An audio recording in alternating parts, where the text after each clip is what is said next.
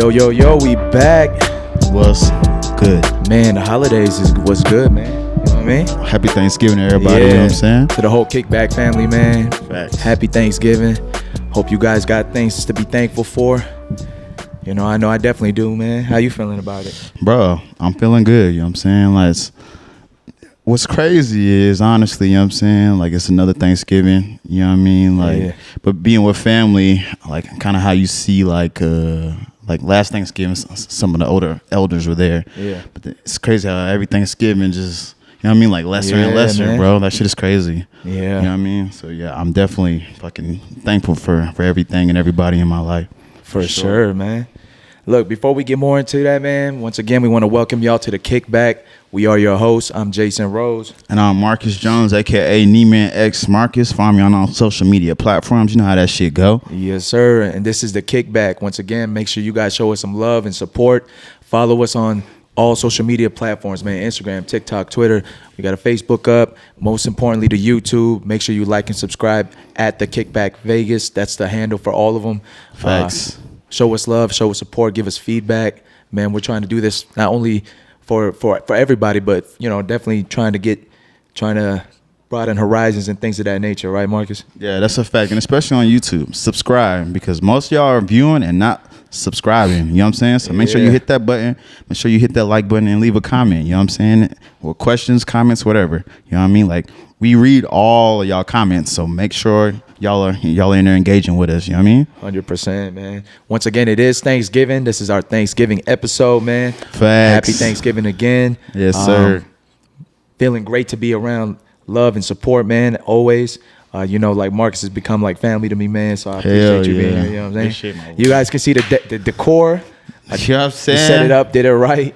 We got the little how you pronounce it? The charcuterie board or something? Charcuterie board. The charcuterie board. Yeah, charcuterie board. Shout out to it's Mommy Chart.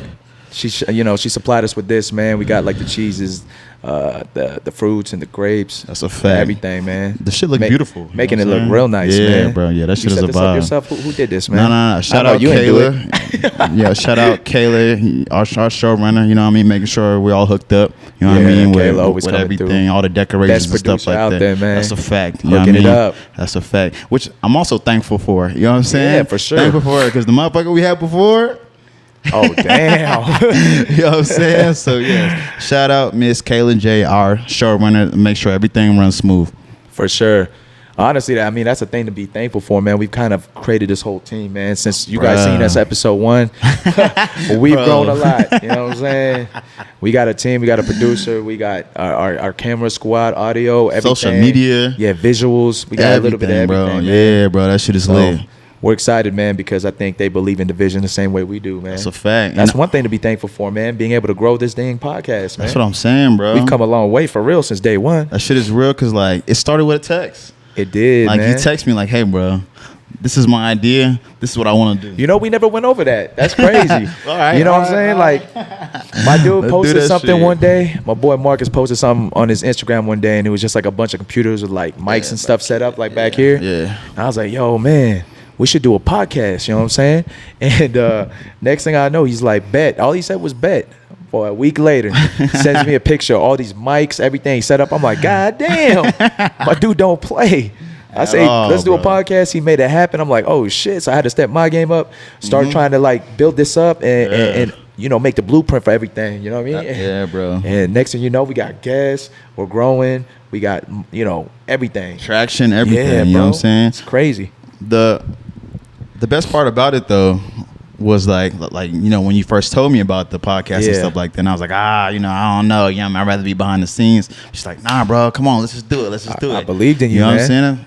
So I was like, fuck it, let's just do it. Yeah. And then so to see where it came from now in text messages. Oh, yeah. To us, you know what I mean? Having a fucking showrunner and camera guys and audio guys and producers and everything. It's like, yo, like, we really got crazy, something dude. here. And the best part, which I'm also thankful for, is that like our friendship has grown a lot. Oh, 100%. You know what I mean? Because like, we're able to spend more time together and for shit sure. like that. So, bro, yeah.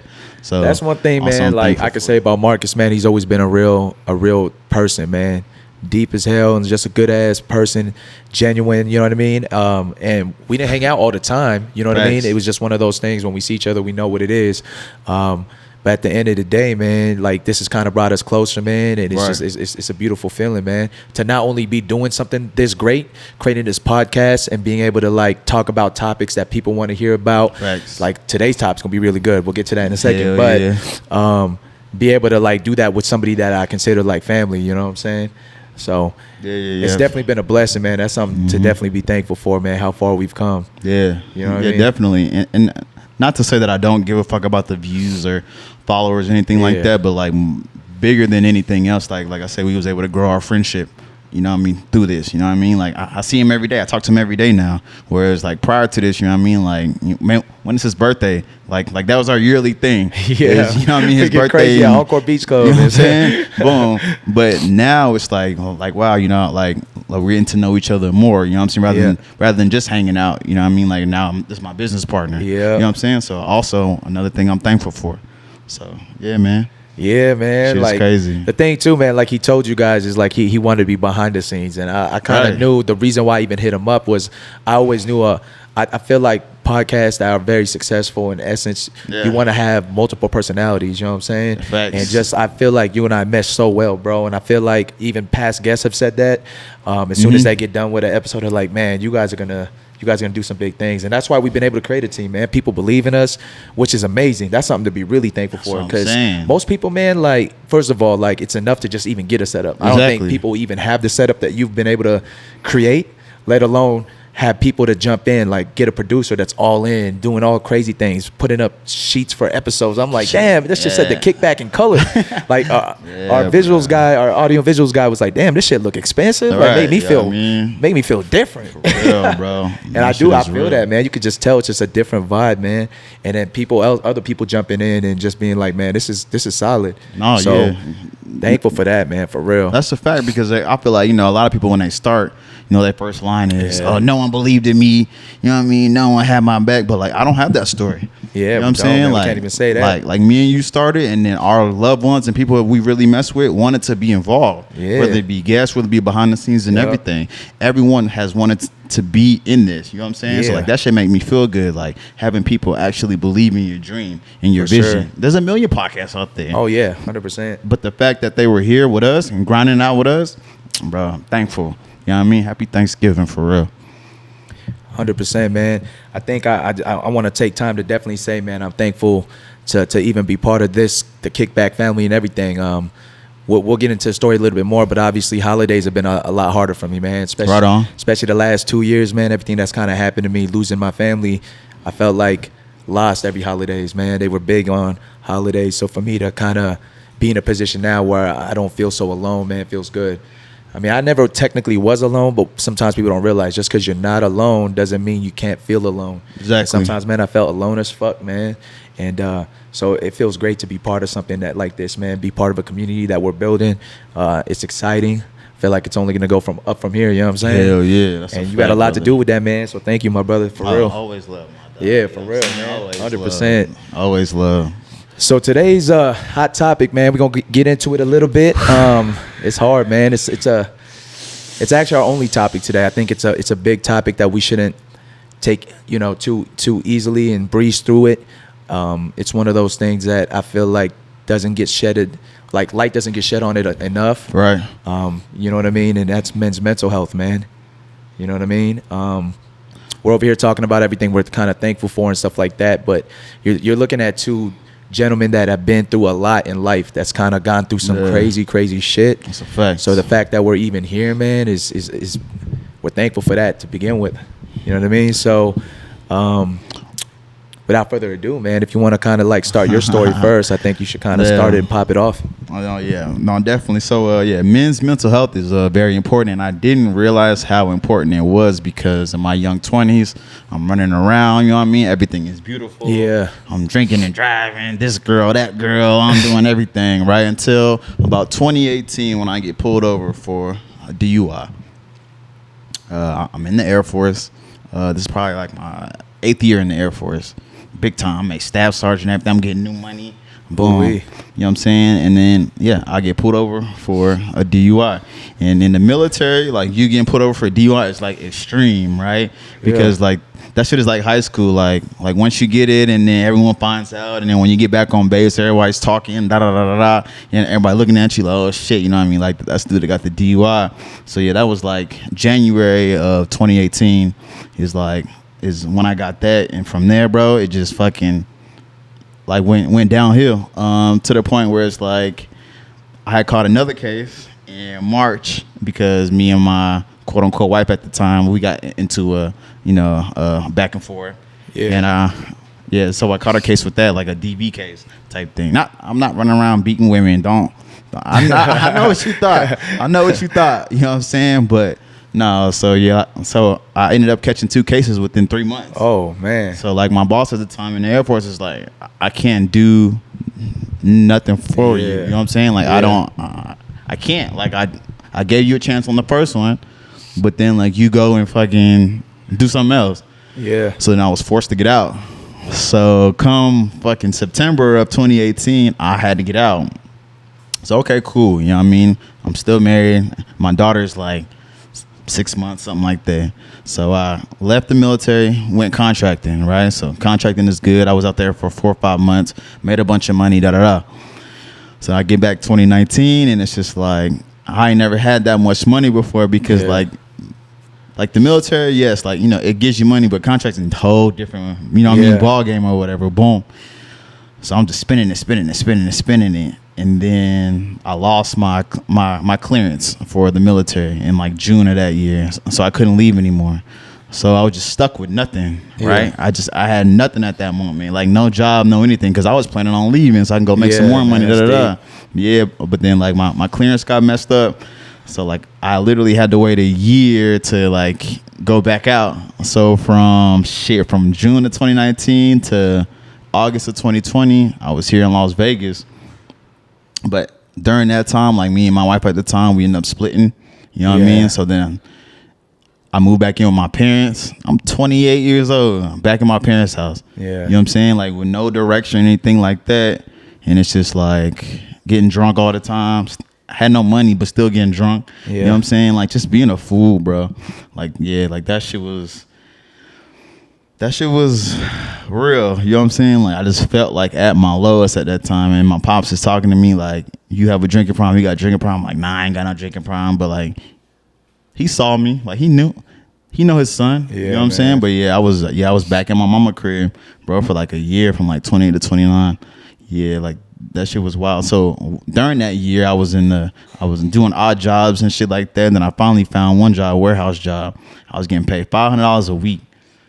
You know what I mean? $500 a week, but I'm still trying to take care of my daughter, and I still got the babysitter that I got to pay, and still got to pay my parents' rent over $500 a week. Yeah. You know what I'm saying? So if it's tough, man. That's when, so if people do the math, that's only $2,000 a fucking month. But government contracting, I'm close to making almost $6,000 a month. So it's like, you know what I mean? Like the drop off is OD. It's big. Exactly. So bro, I just grinded my motherfucking ass off for that year. I got the warehouse manager spot, ended up getting some more money. You know what I'm saying? And then COVID hit. And this was all 28 years old, right? Yeah. Facts. So then I got my clearance back January of 2020. Yeah, January of 2020. Then COVID hit. Oh, wait. Right. So then I had to stay at that job or whatever. Boom. And then like once everything cleared up, then I was able to go back to government contracting. Yeah. But that time from 2018 to 2020 was, bro, I'm talking about crying, like, because I lost everything, bro. I lost the crib I had, nice ass crib, bro. I lost my girl, you know what I mean? So now we was divorced, like I'm doing the co-parenting shit. Sheesh. Like, bro, like it was a lot, you know what I'm saying? And it's like people like you, people like Dre, KD and all that, like still like made sure I was good. Took me out when I ain't have shit, no money or nothing like that. Man. Like Dre would hit me up like, hey bro, you trying to go out tonight? I'm like, I ain't got shit. Like, bro, don't worry about that shit. Pull up. Yeah. Like my dogs, you know what I'm saying? Like that shit, like, man. You know what I mean? I'm on the way with teary eye, you know what I mean? Because like my friends actually give a fuck about me. For sure. And they know what I'm going through, you know what I'm saying? So like that shit was rough, bro. Like, yeah, man. But now, you know what I'm saying? Like, I'm doing a lot better, you know what I mean? For sure. But, like, I still remember that time because it's like I never want to go back to that. I never want to be where I was at. You know what I mean? Like that drunk, fucking miserable, fucking treating women bad, and you know what I mean, not doing what I was supposed to do. Yeah, man. You know what I'm saying? Yeah. So let me ask you something, man. As far as I feel like when it comes to divorces, right? Right. I feel like a lot of the like hate goes towards the man. Oh, he must have did some fucking shit. He cheated, whatever. Even if that's the case or not, right? Like they make it really seem like a lot of the times in divorces, it's the woman that has to go through all this fucking mental health issues and But I feel like it doesn't get talked enough about how men also have to go through pain, bro. That's just painful. You married that person. You made a vow to God. You know what I'm saying? Like for you to just get a divorce, it can't be as easy as like, okay, I'm just moving on to the next one or on to my life. And it is what it is. And it's, you know, I'm the bad guy and she's not, And I'm not trying to say that, you know, anybody's bad, but I'm just trying to shed light on like what men have to go through in a divorce too. It's painful. Of course. You know what I'm saying? I don't think it's talked about enough if you want to kind of touch on it. Yeah, well, so like my shit, like my shit might have been a little bit different because like me telling my story is more like I did a lot of bad shit in our marriage. You know what I'm saying? Like I did wrong. I'm not even gonna lie to y'all or to anybody. Like, I did a lot of wrong. So she had every right to be like, I don't want to be with you no more. Yeah. But at the same time, you know what I'm saying? I realized that and I tried to work on my shit. Yeah. And she gave me the impression she was trying to work on it. Yeah. But she wasn't, you know what I'm saying? She was wilding, you know what I'm saying? But I get it though. Yeah, but did it hurt in the moment? Of course. You know what I'm saying? I'm buying cars, clothes, like designer this, designer that, whole time. Shorty wilding. But I'm not making her, you know. That's what I'm saying. Nobody's a bad guy. Yeah. No one's the bad guy because for every action, there's a reaction. Oh, yeah. You know what I'm saying? So she wouldn't be doing all that if I wasn't. Doing what I was doing, you know what I'm saying? Of course. So yeah, like that shit was tough, you know what I'm saying? Like I found out some wild shit. I'll never expose her or anything like that, but it just like hit me like, God damn, you know what I'm saying? Like a wall, like, but yeah. But anyway, yeah. So like that took me some time to get over, you know what I mean? And to realize like where I was wrong at and things like that. But yeah, us getting divorced was like long overdue because we were separated for almost 2 years. Yeah. So then I'm dating women and they're like, oh, you're legally married, whatever that means. Like, come on now, you know what I'm saying? Like I've been separated, So yeah, like I finally. I'm sure it affected you too. You know what I'm saying? Nah, not really, cause like we were like separated so long that it really, you know, it was just signing the papers and me turning to the judge. You know what I'm saying? Yeah, it wasn't messy. Like I'm gonna keep the house, I'm gonna keep the cars. You know what I'm saying? Like everything was already, you know what I mean, like separated and shit like that. My biggest thing was just my daughter. You know what I'm saying? And my daughter having to go to mom and dad's house. Yeah. You know what I mean? Because like when she go to school, she might meet friends. She might spend a night at her friend's house. Yeah. And like their mom and dad live together. And I wonder if Shaw's gonna be like, you know, like, oh, your mom and dad live together? Like what is that about? Yeah. Because all she knows is that mom and dad live in two separate. You know what I'm saying? So it's like, so I know these questions are going to come. How old was she when this all happened? Shit, you know what I mean? Probably like 18 months, bro. Oh, so yeah. She wasn't old enough to comprehend just yet what was going on. Right, so but this is normal, like you said. I see exactly. that. So it's normal for her right now. Yeah. You know what I'm saying? But I know as she gets older, she's gonna have questions. Yeah. Because she'll see her friends and mom and dad is in the house, and dad don't leave. Dad go upstairs and lay down with mom. She's gonna be like, what is that? You know what I'm saying? Like, I ain't never seen that because normally my dad come get me on Sunday or my dad drop me off on Sunday. I ain't never seen. So these are the conversations that I'm going to have with my daughter about why me and mom are not together. You know what I mean? That's tough. Yeah. So you haven't had those conversations with her yet? No, not yet. Only because she's still like a little young. You know what I mean? And I love how she is now. Yeah, of course. You know what I mean? But like, I want her when it's time to come to me and be like, hey, Dad, I have questions. Yeah. You know what I'm saying? So, like, there's even time, because I know she's getting smarter, bro. So, like, there's even times now where she'll ask me randomly, like, it's like, hey, Dad, why are the friends you bring over all girls? Yeah. I'm like, oh. What do you say? Tell everybody, what do you say? I'm like, oh, yeah, like, I have a lot of friends. But she was like, well, like, but, like, you don't bring any like friends that are boys over, and why are all your friends girls? I'm like, damn. Sheesh. You know what I mean? So like she's getting smarter. Yeah. Like I can't keep pulling that. Oh, this is my friend. Yeah. All she's looking at is like this nigga. This thing got the hose. Bro, ain't it crazy how smart kids are these days? Ridiculous, though? You gotta bro. think about it, man. They come out the womb playing with iPhones and stuff. That's Like what we I'm didn't have saying. access to that. They're advanced You know what I'm as saying? fuck. So like, I'm Bro. talking about 1-year-olds know how to like use an iPhone. It's wild as hell. Nigga, my son, 5 months. Already using See an the iPhone. phone, he'll like go like this to it. Like know how to. I'm talking about looking like this. I just posted something. He looking like. What's that? That's insane, Bruh, man. these kids advanced on me. That's wild as hell, man. That's a Yeah, crazy it's a story though, fact. man. But look at where you at now. You know what I mean? Yeah, Sometimes bro. the best thing to do is kind of reflect, and that's what we're doing in the essence, right? But it's dope how like you've been able to kind of build yourself back up. It's not easy, man. You know what I mean? I needed that though because prior to that, I haven't been through shit. Like for real. I haven't been through a lot prior to that. I needed that. You know what I'm saying? So Yeah. From all my life till like I said at 27, 20, I'm on my high horse. You know what Yeah. I'm saying? I'm doing whatever I want to do. I'm driving from Cloud back to Centennial Hills, 30 minutes, drunk Sheesh. as hell. Every weekend, Friday and Saturday. That's insane, Car full man. of people.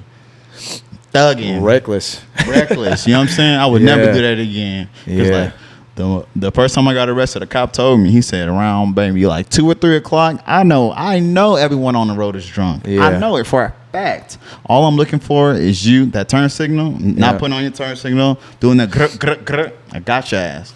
Man. I know anybody I cross around 2, 3 o'clock is drunk. Yeah. But 100%. as soon as you make a mistake, got your ass. I was like, damn, bro, that shit real. So ever since then, bro, well, I can't say ever since then, but yeah, ever since then, you know what I'm saying? I've been on the straight and narrow. Uber, Yeah. you know what I'm saying? Have Look. somebody else drive. Yeah, that shit Look, for the real. viewers, man, I'm letting y'all know he ain't bullshitting, man. We was, Bruh. couple times, like I said, we've been kicking it more ever since we done this podcast, and there's been times where like we go out or something after, and he really do be ordering Ubers, and I'm like, damn, he got a nice ass Jeep Wrangler. Why ain't pulling up in that? But he's Nah. like, nah, he ain't willing to risk it, man. But tell the whole story. Me and Jason had the 2 wops, you know what I'm saying? Yeah. Shorty's pulled up with us, you know what I'm saying? If you gonna tell it, you know what I mean? We left the crib, we had 2 little legs with us, you know what I mean? I called her your Ruba, you know what I mean? I'm not fucking with it. You know what I'm saying? I ain't got nobody, so safety first. No, You know for what I mean? sure, man. I got children. 100%, man. So, yeah. But yeah, so I'm done with my story, bro. Okay. Enough about me. My story's crazy, man. It So goes way like with back. you being a man in mental health, right? Yeah. So what's your story? Yeah, man. So my story pans back years, man. So back when I was in college and stuff, man, doing my little sports thing, you know, my athletic thing, I got hurt, man. But I was like a little cocky, you know, athlete, never really listened to my coaches and stuff, man. And I kept tearing my hamstring and playing football and running track and stuff. But man, I just remember like I got to a point where I didn't even do the rehab properly. I just never Damn. listened to coaches, man. I just Yeah. kept waiting for it to heal. The hamstring's weird, bro. Like you pull it and then like 3 weeks later, like if you just sit around, it's back to normal. You can sprint again, but technically the way the muscle works, that there's like scar tissue in there. You got to rehab it. You got to create Exactly. muscle over it, Yeah. right? So I never listened to that, and I ended up just kept waiting until it healed, then go back to racing or whatever, or going back on the football field, and I would tear it again. By the 3rd time, man, I tore that muscle off my bone, Fuck. right? And around the same time when that happened, you know, my mom, she went into a diabetic coma. She lost both her kidneys pretty much. So Damn. yeah, she had no kidneys at this point. So when that happened, right around that time, you know, I kind of took it as a sign. You know, that phone call was made. I was like, you know what, I think I got to move back and start, you know, taking care of my moms and stuff. So I moved back, started taking care of my mom. You know what I'm saying? She was a at-home dialysis patient at this point. So I had to plug her in at night, unplug her in the morning, like, because she had no kidneys. And pretty much what your kidneys do is, like, clean out your blood. And if you don't got no kidneys, it's bad. You need something to be able to filter that and Right. clean it out. You know what I'm saying? So the dialysis machine does that for you. So I did that, and then I realized, you know, at this point she couldn't work anymore, which killed her. My mom was a very career-driven woman. Right. She worked hard her whole life to get to build a beautiful life for her family. You know what I mean? So I just remember her crying, thinking she was gonna lose her house and da-da-da-da. I was like, look, Mom, you ain't gonna lose shit. I was like, you know, you've been there for me, supported all my dreams. Like I said, one time I wanted to be a rapper, bro. And, you know, instead of her like, bro, you need to take your ass to school and be a doctor. You know what I mean? She didn't. She like pulled out her credit card. She bought me studio equipment and stuff. And then, That's wild. Yeah, bro, that's I'm dope talking as about hell, though. crazy part is Yeah, like, yeah. maybe a year and a half later, I gave up on that dream, and she didn't get mad at me like most parents. Like, man, I bought all that studio equipment. Exactly. I just gonna give up on that dream. She literally looked at me, was just like, "What's your next dream?" Yeah. Like, I'm gonna support you regardless. And that's just the kind of woman my mother was. That's good shit, bro. So, going into that, I started working on the strip, started helping pay her bills, pay my bills, man. The first kind of like crazy trauma that kind of just happened was scary, man, but it's when I witnessed, that's how I know God is real. And every time I tell the story, man, it just gives people goosebumps. There was a New Year's Day, right? It was like New Year's, I forgot the exact year, but it was about like 8-9 years ago, New Year's Day. My mom's excited. Now we're talking about a mom that can't work no more. You know what I mean? She's just like bedridden type stuff, but she still makes her way around, like, push her on the wheelchair and stuff. And she gets excited on holidays because she's a very big holiday person. That's why I miss her to this day. And I just remember that day I was doing her dialysis. And at the time, the tube was in her arm, right? And I was trying to plug the machine in that day because she was just like, let's knock it out first thing in the morning so we can have the rest of the day to be with the family, have a good day, da-da-da. She was very optimistic. So I'm trying to plug it in, but it was painful for that day. And I was looking at her arm, and that shit just looked infected as fuck. So I told her the thing she didn't want to hear, which nobody ever wants to hear if you're in that position. I'm like, Mom, we gotta go to the hospital. She's like, I ain't trying to spend fucking New Year's Day in a hospital. Don't do that to me. I'm like, Mom, that shit looks fucked up. Like, we gotta get that shit taken care of. So I convinced her to go against her will, took her to the hospital. And this is where like liability and stuff is all an issue when it comes to hospitals. The common sense thing to do is what? Remove that tube. Right. You have to. This shit's infected as hell. They said we can't do it. They're like, only the doctor that originally put that in can take out that that tube. And I'm like, well, what are you gonna do? You're just gonna let her, like, it's infected, like, it doesn't look good. She's like, her health seems like it's plummeting. So they're like, don't worry, we're gonna give her antibiotics. We're gonna take care of her, look over her for the whole weekend, da-da-da. So that was like a Tuesday or something. I think that was New Year's Day was a Tuesday.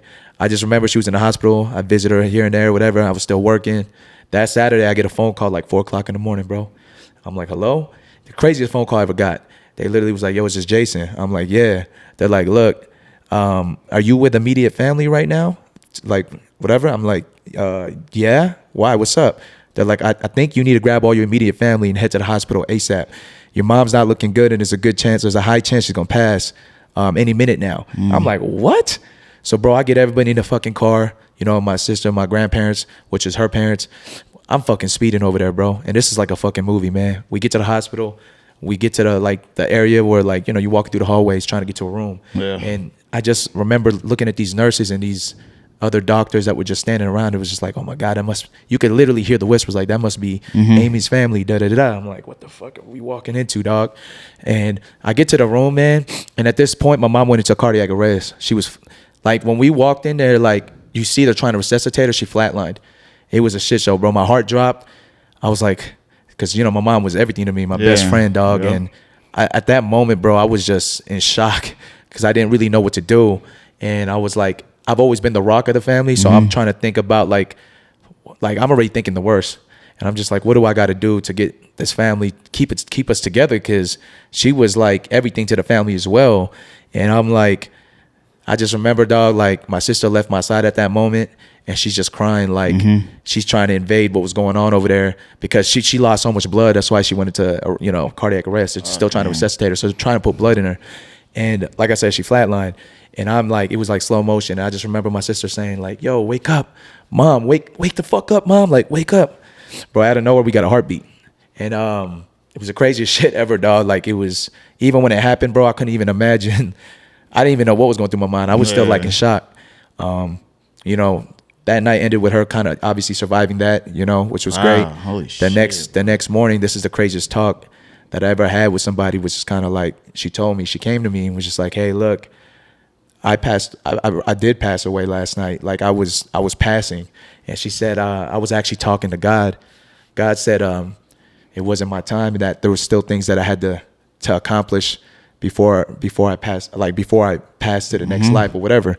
So she said that God was telling her, like, look, in a moment you're going to hear your daughter's voice. I want you to follow that voice. And like I said, you got things you still got to do on that earth when your time comes, you know what I'm saying? Like, whatever. And yeah, man, that shit, I got goosebumps even just talking that story again, man. Bro. But when she told me that, I was like, man, that's how I know God is real. You know what I'm saying? Like, he realized that my mom, and it wasn't necessarily this whole thing about like, was it her time, wasn't her time. I truly believe that there's things that my mom still had to accomplish on this earth, whether it was things that she needed to fix so she could, you know, get to that next level in life and get to heaven and da-da-da-da. And as well as like help me kind of prepare me. That original scare kind of had to prepare me for what was going to happen in the future, you know? So anyways, man, it's a long story, but fast forward to, you know, COVID, like how your story kind of went in. COVID was a shit show, obviously, man. I just remember, obviously, my mom meant everything to me, man. So when COVID became a thing, I was like, man, I'm not leaving the fucking house. You know what I'm saying? Like, she's a high-risk patient. I'm not going to do that. My grandma was bedridden as well. I was taking care of her, too. My grandpa was healthy as shit. 90 years old, still going for jogs and just healthy as hell. But regardless, they're all older, right? So I'm like, man, I'm not about to risk this. So I stayed in the house the whole entire COVID. I risked I couldn't make money anyway working in the clubs, because how the fuck do you do social distancing with a club, right? So it wasn't a thing. But man, I remember blowing through my savings, just trying to survive that whole COVID ordeal. And then right when it was ending and the clubs were about to open back up, I had a tough talk with my mom, and I was just kind of like, look, what do you think, Mom? Shit, like, we need to make money because I'm paying her bills, paying my bills. Like, I was like, what should I do? I kind of don't want to go to the clubs, right? Like, it's opening back up. There's going to be thousands of people. I could possibly get it. Yeah, especially I'm still taking care of you. Like, what do we do? And my mom said some crazy shit where she was like, look, God's always got us. She's like, we can't keep living in fear. Like, at some point, we got to move on with our lives. And I remember telling my mom some shit where she kind of was like, I never thought about that. I was like, Mom, I get that God's got us. Trust me. I know I've witnessed God is real, I know God's got us, but we can't just do stupid shit and imagine and just say that. Exactly. I can't walk into Compton wearing a red shirt and be like, you know what, I'll be fine. God's got me. Exactly. You know, my mom was like, well, that's deep. But that's what I'm saying, Mom. Like, I might go in a club and then, like, you know what I'm saying? I just don't want to, and bring it home, right? But I don't know, man. Like, we had a deep talk. We kind of prayed on it, and, you know, I went back to the clubs and tried my best to wear masks and everything while I was taking care of my clients. Wash your hands and all that. It wasn't that long, man. 2 weeks later, man, she got COVID. The hardest part sometimes is not blaming myself, man. It's really tough, dog. Sometimes I think it's my fault that they're all not here. You know what I mean? But I know she wouldn't want me to think like that. And technically, you know, she could have got it from anywhere. They still went to the grocery stores, gas stations, you know what I mean? Yeah. And I shouldn't think like that, but it's hard not to, you know? I just remember they got it 2 weeks later. I just remember they were getting sick, and we took them to the hospital, and then I got the phone call from her like, hey, all three of us got COVID. I'm like, fuck. And then it was just all downhill from there, bro. Yeah. They all just got sicker and sicker. They ended up on the ventilators. The hospitals wouldn't even let me near them. They all had to be alone. I'm a firm believer of, like, presence helps. Right. Exactly. So if, like, I'm there, like, holding my mom's hand and, like, praying for her, like, I feel like that could have helped, you know? But they all passed away alone. They didn't let me to the hospital until my grandpa was the first one to pass. For people that don't know, I lost all three of them in a matter of 4 days. It was back to back to back. Yeah, your grandpa, grandma, and mom. Yeah. Grandpa passed away first, and I just remember them calling me, hey, we need you to collect your grandfather's belongings. That was the only time they let me come, you know? That's right. Yeah. So let me ask you this thing, right? Like, once, you know, your mother passed, because you said that was the person you were closest to. Yeah. What does that next day look like? Is it, you know what I mean? Like, she passes, because I can't even fathom that right now. So, like, once you get the news, you know, of course you grieve automatically, but, like, what does that next day look like? Is it more grief? Is it, like, did you see the world in a different way? Like how does that next day look like? The crazy part, man, was, like, when I got the call my grandfather passed, it was sad. But I kind of just, I guess, it sounds kind of crazy to say, but, like, took it like a man. Like, it just kind of was like, fuck, you know? 2 days later, my grandma passed. And then that next morning, you know, I mean, the whole time, too, just keep in mind, they kept saying, yo, we should let them go. Right. Like, you don't want them to be going through this. Just take them off the machine, like, da-da-da-da. I know my mom always told me, though, if she was in that position, she said, you better let me fight for my fucking life. Hell like, you better not pull that machine. Yeah. And my mom was always a fighter. She's always been a fighter, bro. Like I said, she came back from death one time. Like, she's always been a fighter. And I remember just getting that phone call from my mom. And they were like, they called me and they're like, look, she just went into cardiac arrest. And they're like, we're doing everything we can to resuscitate her. And once again, she's fighting for her life. She's a fucking fighter, bro. Like, when my grandpa passed, they said he only lasted like 45 seconds when they were trying to resuscitate him. And then blood started coming out and everything, right? I I didn't get a phone call till 13 minutes later, bro. My mom was fighting for her life for 13 minutes, bro. And this time she didn't beat that fight, you know. Right. And when they called me, man, Dude. I always thought this was some fake shit you see in movies, bro. But I felt it, bro. As soon as I got that phone call in the news, I couldn't feel my legs, bro. I fell. Nah, that shit It was the real. craziest shit in the That world. shit Like, I'm a real. strong person. I go to the gym. I could deadlift 355, whatever pounds, right? Like, Don't matter. I just fell to the ground. It just was unreal, dude. I just couldn't believe it was happening, that I lost my best friend like that, my number one supporter. You know, like, she was my whole family, really, you know what I mean? And it just, fuck, bro. It was crazy. But you can tell, man, she raised me well. And a lot of, like, the belief she instilled in me, because this is what happened. Instead of talking about next day, that night I went to work, bro. The night that I Really? found out, yes. And I'm going to tell you why. My mom always taught me to not let people down. She always taught me that. Don't you ever let Damn, people down. that shit gave me If people goosebumps, are bro. dependent Fuck. on you, Jay, Yeah. don't you ever fucking let them down. Damn, and bro. I had clients in town that week that already planned their whole trip in Vegas and da.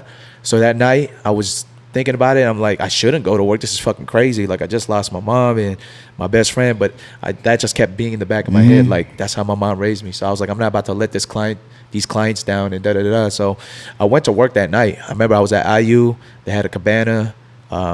Now, to be fair, I have a job where it's kind of like partying. So Exactly. if I had to be in the office for 9 hours, there's no Yeah. shot, bro, that Right, I'm about to sit in the exactly, office yeah. for 9 hours Right, exactly. after I just lost my family. So Exactly. I was with the clients, trying my best to have fun, you know, drinking a little bit. Probably wasn't the best thing to do, but at least it kind of numbed the pain, and just got through that night. And then, yeah, like I said, as it's kind of things started sinking in and I had to plan the funerals, yeah, bro, it was unreal. Yeah. So a question I do have for you, right? Yeah. You know, with your mom passing and things like that, because it's almost been 2 years now. A little over It's two. been 2 years, Been August 2 years. 27th. Yeah. Do you heal from that, or do you just learn to deal with it? Right. Like do you realize, okay, like my mother has passed now. Like, do you actually heal from it, or do you just be like, okay, I know she's passed, and I just kind of have to deal with it now? You know what I mean? Like, does that feeling ever go away? Nah, I don't think Nah. it does, man. I don't even think it gets easier. There's times where I'm just living my life, man, right? Like, and I'm not even thinking about what happened, right? Right. I'm just like, I'm with my boys or I'm watching a football game. Like, I'm just not even thinking about stuff. And then out of nowhere, Boom, anxiety it just just hits you. comes Yeah. out of nowhere, bro. Mhm. The first time I had an anxiety attack, I didn't know what the fuck it was. I actually was calling the hospital because I thought I was having a heart attack. That's how painful it was. Like, my chest was on fire. And I thought it was an anxiety attack. I remember calling my boy Mook, who's like my brother, and I'm just like, yo, dog, I'm just letting you know I'm going to the hospital. Like, I think I'm having a heart attack. Yeah. And then he kind of knew immediately. He was like, look, I think you're having an anxiety attack. 100%. Obviously, you've just been through a lot. He's like, you still got that weed pen I gave you? And I'm like, yeah. He's like, just smoke it real quick. Yeah. I was like, are you sure? I smoked it, bro. Anxiety went away. So it was an anxiety attack. But yeah, that feeling is terrible because it just comes out of nowhere, man. Just when Oh, you think yeah. you're kind of moving on in life, it just kind of snaps you back. And then I don't know, like I said, my mom raised me to be so strong that a lot of times I kind of just keep my emotions in and I just keep my life moving. That sometimes emotions need to come out, you know, and I'm just not letting it out. So when it does come out, it does feel better though. When I do cry and Yeah, shit, man, it does. Man, that shit feels good, but it's like hard for me. I've always been kind of like that rock the family leans on. So when Exactly. everybody else got problems, Yeah. I'm the one like, so I've never really had a chance to be that person to like let my emotions out. So Yeah. I know I didn't really feel better after the passing until I actually had that moment of like it clear, out. just letting it all out. You know what I'm saying? Yeah, bro. Fuck. Man, you definitely gotta let that shit out, man. Yeah, bro. It was tough, real. man. And Yeah. you know what I'm saying? Like the holidays, like I said, spoke about briefly, it's not, never the same. Her birthdays, they pass suck. My birthday ain't the same when she's not there, you know what I'm saying? Like my mom never really worked, but she always found a way to like save Make up it enough work. pennies Yep. to always get me my birthday cake, my favorite birthday cake every year. I'm like, how did you get this? She always did it for my birthday every year, bro. Yeah. It's just like things like that you can't replace, you know? So it's just tough, man. You know, as much as I wish she was still here, I know she's in a better place. She left the world with her Facts. parents, Yeah. my grandparents. I mean, I think what people don't realize, man, is like, this is the craziest part too, is that I'm always thinking about other people as well.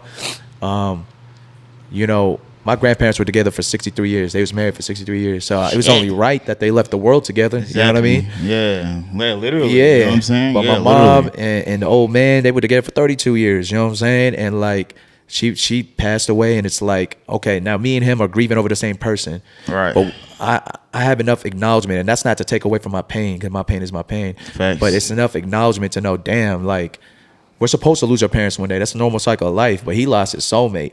So it's crazy to know that we're both grieving over the same person, but his pain is different. Yeah, you know? 100%. Just lost his soulmate, man. Yeah, that different type of love, yeah. So it's, and you know, I think what really, going back to that question too, like what kind of helped me, believe it or not, man, like the job, I do have a really blessed job, man. I've made so much relationships all over the world, right? Mm-hmm. And anybody who ever met me, I tell my clients, even like clients that were just here past weekend, I'm like, look, if my mom was alive to this day, as soon as I leave you guys this weekend, you're gonna know one thing about me. Jason's a mama's boy. He loves his mom. Yeah. He takes care of her. Yeah. Everybody knew that. So all the clients I took care of over the years, and they follow me on Instagram, they always knew how much I love my mom. Mm-hmm. So when that news came out, it was crazy, because I'm talking about messages like crazy from all over the world, Australia, England, Canada. That's real. And I'm so blessed, because there was a moment through all that pain when it was fresh and it just happened. I remember looking up, just reading these messages, and I remember looking up to my mom. It was just like, Mom, I was like, you're getting praised all over the fucking world right now, and you fucking deserve it. Yep. And it made me happy, man. It helped me get through that, man. Yeah. It was a crazy time for real. No, yeah. Like that time, you know what I mean? Like I was there around that time when it happened, and like that the thing at Love Lounge that you had. Remember when, you know, when everyone showed up for you at Love Lounge, you know what I mean? To fucking man, that shit was crazy. But it's just like sometimes, like for me, it's kind of hard because like I've never been through it. Yeah. But I know that I'm trying my best to be there for you. Of course, you know man. what I mean, as best as I can.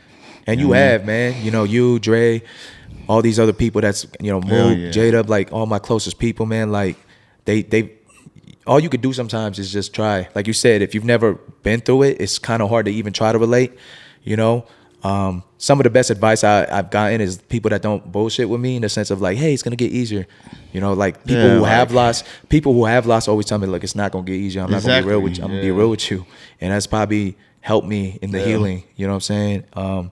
It's tough too, because like I said, during that time I got thousands of messages, and even friends that I'm close with, sometimes it gets overwhelming. I haven't been able to message people back. I actually it was funny because, you know, Dre he had texted me the other day, and I noticed one of his messages. He was just checking in on me, and I never messaged back, and I was like, damn, man, I fucking feel bad, Dre. My bad, bro. Like, I just get so overwhelmed with sometimes I forget to get back to my phone, and it's crazy because my job is to be on my phone, but it gets overwhelming, and when I get into my moods and I'm missing my family and stuff like that, bro, I just kind of like block the world out, and it's tough.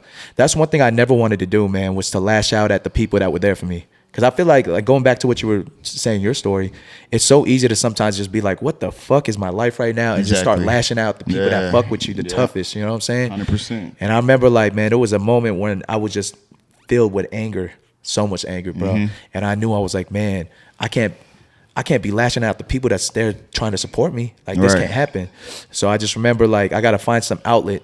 And around this time, man, I had gained like 40 pounds or something. Like, I'm usually 185. I was 235, you know what I'm saying? And I gained all this weight, and I was like, man, I just was unhappy with myself, and I was depressed, and I was angry. And I was like, you know what?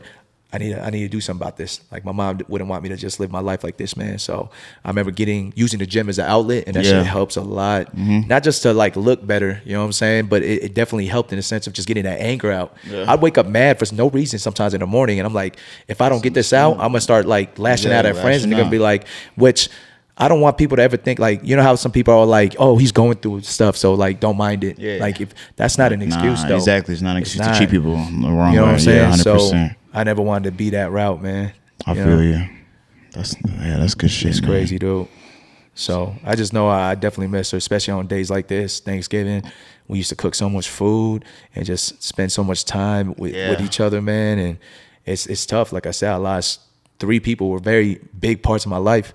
So sometimes it's tough. But now I'm just learning how to embrace my new, like I said, you feel like family, man. So facts, I just need to understand that I'm never alone, even though sometimes I might feel alone. You know what I mean? That's and just a let fact, people bro. be there for me, and just continue to like live my life the way my mom would want me to. You know what I mean? Exactly. 100%, man. And like this conversation we having, you know what I mean, is very, very important, because men's mental health doesn't get touched on enough. I feel like us, especially men of color, we have to be these superheroes all the time and not have any emotions and not, you know what I mean, have feelings and stuff like that. We're just supposed to be super nigga all the time. Man. And that's not right. You know what I mean? Because like we all have feelings too, and you can hurt my feelings as well, and I can feel a certain way with certain things. You know what I'm saying? I think that goes back to like me being in the military. PTSD, right, is like a real thing, and like I've been in Afghanistan 3 times. Right, so it's just like I've seen things. Tough, you know what I mean? Like I've been away from my family, been away during Thanksgiving, Christmas, and everything like that.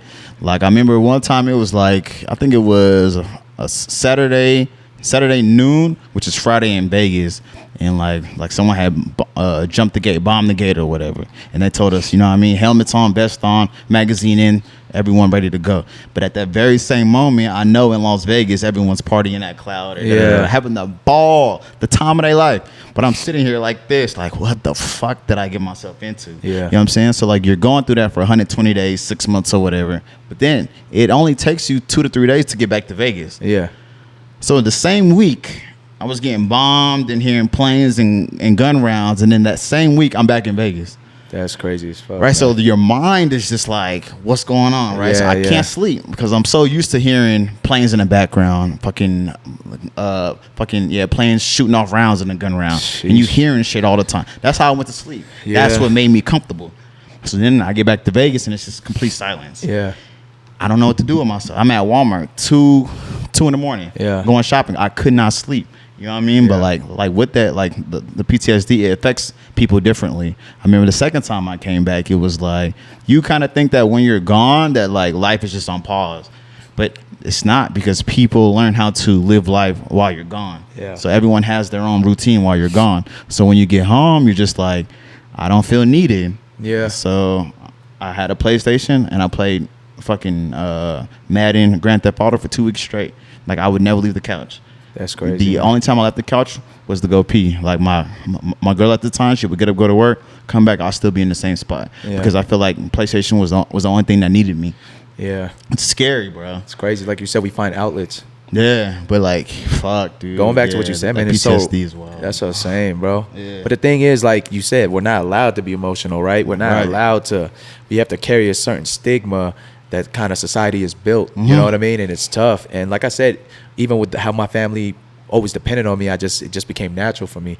So it's tough. Like shit, I almost wanted to cry now, but I can feel myself trying to fight the tears. Yeah. It's just a normal like reaction, right? Like I'm telling a story and I want to cry, but it's like fuck, just because of how I am, like and been built and what society has built men to be. You're like you said, we're not allowed to be vulnerable. Yeah, we're not allowed to. And it's sad. It shouldn't have to be like that, man. But you know, kind of the world we live in sometimes. It's the world we live in. Yeah. Motherfucker can't even order a goddamn strawberry lemonade because it's spicy. Look at us. Motherfucker can't order dessert. Anything's too much. Oh, he emotional. He's spicy. Like damn, you know what I'm saying? That shit was wild as hell. But yeah, man. Man, look, that's deep, man. I appreciate you sharing your story, man. I appreciate you, brother. Yeah, for sure, bro. Is real. You know what I'm saying? And like for any man that's going through something, you know what I'm saying? Like use us as an outlet. For sure. I mean? Like find that safe space. You know what I mean? Like you and your guys hanging out all the time. It shouldn't always be about turning up in bitches and stuff like that. Like y'all should be able to sit down and have conversations with each other about what we're going through. And if not, those not really your mans for real. For real. You know what I'm saying? So make sure that you keep some people around you that are able to have these type of conversations, because it's real. You know what I mean? And like I don't want to see y'all go through anything, for real. I'm telling you too, man. Sometimes opening up helps a lot in healing. You know what I'm saying? The same story I kind of just told on camera is the same story that I tell people, whether they're my clients who I just met or they're my friends, and they want to hear more about the story. Like for me, it's not even, sometimes I'll talk to strangers and they'd be like, somebody on the outside could be like, yo, he being so personal. Like why he's like, because it helps me. I don't give a fuck. Right? It helps me to like vent. So I think that's something that could help a lot of people out there that's dealing with stuff like this. You just got to be able to vent. And if someone is, you'll be surprised. People will surprise you if you let them, right? And some people will be kind enough to listen to your story and actually take it in and be like, fuck, you know what I'm saying? That's real. I know every time I've told that story and someone's kind of taking it in and giving me feedback about it, it's helped me.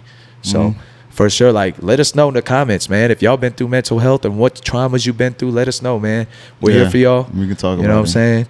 Hit us with what you're thankful for. Like I said, we're thankful for life. Thankful for being here, man. Anything else you thankful for? My challenge to y'all watching out there, you know what I mean? Like, when you out there on the street or randomly, give someone you don't know a compliment. Hey, nice dress. That shirt looks good on you. Hey, I like your shoes. Hey, nice haircut. You never know what somebody going through, because we're all going through something. The most simplest compliment can make somebody whole entire day. Hell yeah. You know what I mean? It takes $0 to be a good person. For sure. You know what I'm saying? So be kind to strangers. That's all you got to do. that's real. You know what I'm saying? You never know. But happy Thanksgiving to y'all, yo. 100%. Happy Thanksgiving from us to everybody in the Kickback community, man. We appreciate y'all. Remember, once again, you can follow us on all social media platforms, the YouTube, Facts. at the Kickback Vegas. We appreciate y'all once again. We'll see you at the next episode. Till then. That's a fact. And shout out Mommy Shark for the board Shark. too. You know what I mean? For the board, man, we got to eat some of that, man. Black women on. Yeah, let's get to it. Happy Thanksgiving once again. Much love.